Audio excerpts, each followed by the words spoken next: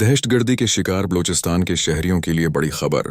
चीन और पाकिस्तान के दरमियान सी पेक के तहत मुख्तलिफ मंसूबों पर काम जारी है।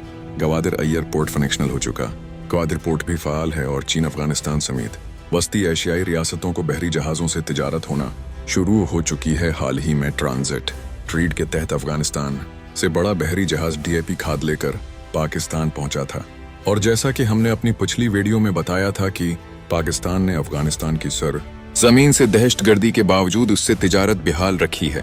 पाकिस्तान का अपने हमसाये ममालिक के साथ मुस्बत रवैया साबित करता है कि पाकिस्तान अफगानिस्तान को खुशहाल देखना चाहता है और अफगानिस्तान को भी अपनी ज़मीन से दहशतगर्दी को कंट्रोल करना चाहिए ताकि खिते का अमन बेहाल हो सके। अब बात करते हैं चीन की तामीराती company China civil engineering construction corporation ने कराकरम हाईवे, जिसे चीन पाकिस्तान दोस्ती हाईवे भी कहा जाता है, उसके मुतबादल हिस्से पर 5वें सुरंग की खुदाई कामयाबी से मुकम्मल कर ली है। टोगाह सुरंग मुतबादल शाहराह के पहले मरहले में शामिल 7 सुरंगों में से एक है, जिसकी लंबाई 12 मीटर है।